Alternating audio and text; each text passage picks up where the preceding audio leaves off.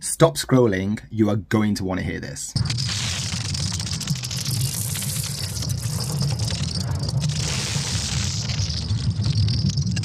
That's right, the ESA, or the European Space Agency, managed to convert the sound of the Earth's magnetic field from its swarm satellite systems. Just so we're all on the same page, the Earth's inner core and outer core move and rotate in relation to each other, creating this dynamo effect, which creates an internal geomagnetic field, which is actually a shield for all life on Earth and protects us from cosmic radiation and solar flares.